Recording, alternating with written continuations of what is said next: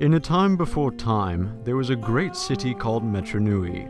In this metropolis, many beings benefited from the commerce the other parts of the segregated city produced.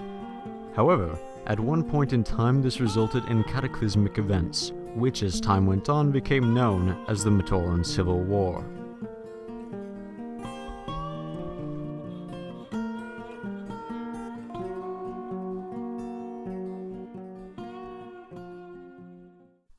"79,500 years ago, the Matoran began attacks on trade goods. This was including but not limited to Kanohi, carving tools, molten protodermis, and the most terrible tax of all, the tax on pie. Yes, you heard me right. They taxed their pie. Matoran retaliate to this monstrosity with a catchy jingle. Who ate all the pies? Who ate all the pies? In an act of sheer defiance, they sink the Matoran ship, the SS Lorak, carrying the taxed pie, showing that they will not be deterred, nor will they buy this taxed pie. The Matoran brought the issue to the Turaga of the time, Fluga the Grand, who responded with his famous quote, "Let them eat cake if there is no pie." Why he was known as the Grand after that quote is beyond comprehension. Fights began to break out in the streets of the two metrus. Pie starvation would do that to anyone. Rap battles would break out uncontrollably, then someone would get beat up and thrown in an alley.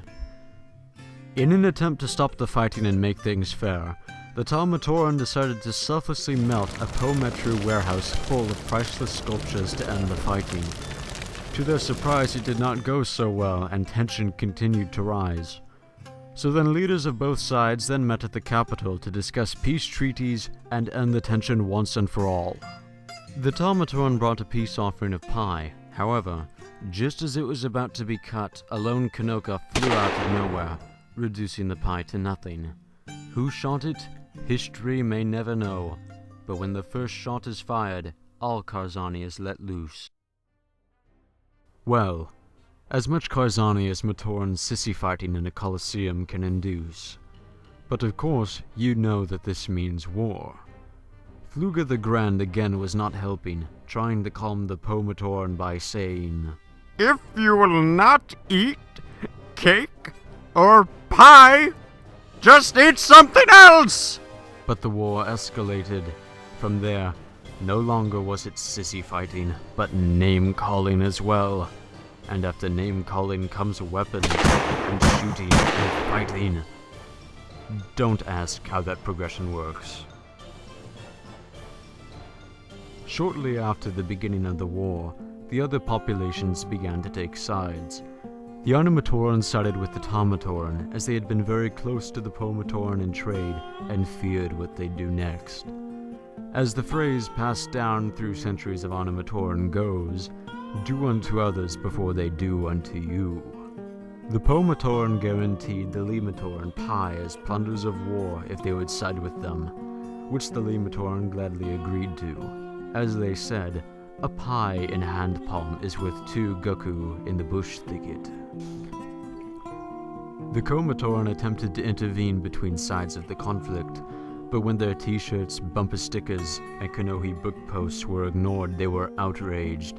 Since when do those things not change people's opinions? They cried, outraged. They concluded the only logical solution was that the Matoran were racist idiots, thereby joining the Matoran. The Matoran attempted to stay neutral. Matorans suck, but that's just my correct opinion. But for reasons unknown to them, they provoked the Matoran population and were dragged into the war.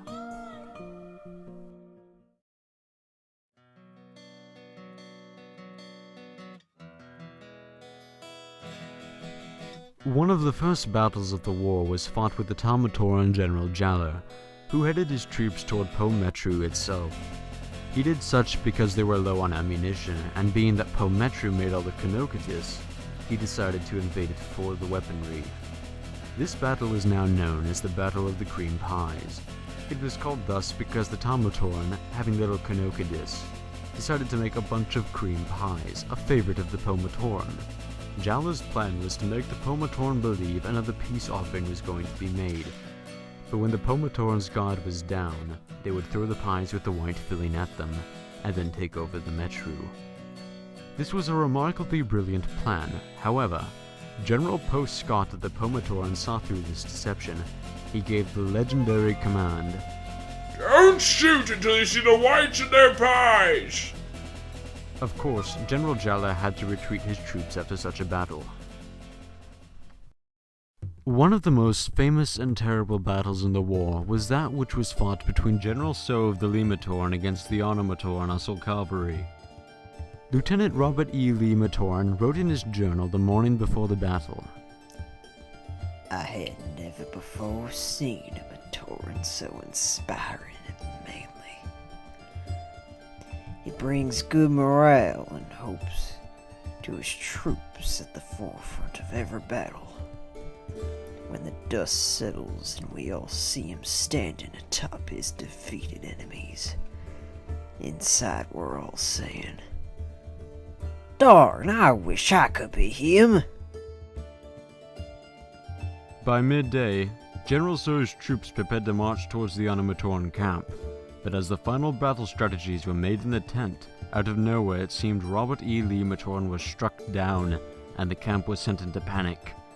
It was there So made his legendary speech. "I will not count a loss if they strike before mid-evening. I will break the hinges of their stone ape-constructed door and say to them, 'Nay, have we said we will go out as if riding, but we will sing to the sun before you are able to drink another glass of tea.' So, Lee Matoran brothers, I say to you, run forth as you see fit, and be the ones who take back our forgotten challenge." They didn't know what it meant either, but General So's troops were so inspired that they fought until the bitter end. An end that came rather quickly against the Civil Cavalry, but So was immortalized in history. He's looked at as an example to all Lee Matoran to this day. The Makuta, having finally heard about this massive war through their various contacts and such, being that, word doesn't spread around very quickly about a war, taking 400 years of fighting to be recognized, especially when it's at the biggest city in the whole universe. Anyways, after the Brotherhood heard about this, Mizrak sent his trusted lieutenant, Pterodax, to the battlefield. Pterodax knew he had to stop this fighting. After talking to Fluga the Grand, however, he knew order would not come by mere words. So he thought a change of heart would help the Matoran. Pterodax thought that if the Matoran were around cute, fuzzy Rahi, they'd realize just how pointless this whole war was. So he locked a bunch of the Matoran in what he thought was a huge petting zoo and released all the Rahi. Little did he know that the archives held some sort of the most dangerous Rahi known to Matoran kind. Though Pterodax's plan didn't work the way he wanted it to, he found that the Matoran stopped fighting, so he was happy enough with the results. Fluga the Grand was taken care of, and a new Turaga was put in place. There was no longer attacks on pies, and things were set about right. Pterodax was assigned to take watch over Metru Nui, and he learned his lesson. As he often quoted, "Though a Cane Ra may look like a Metru Nui cow, they just aren't the same thing."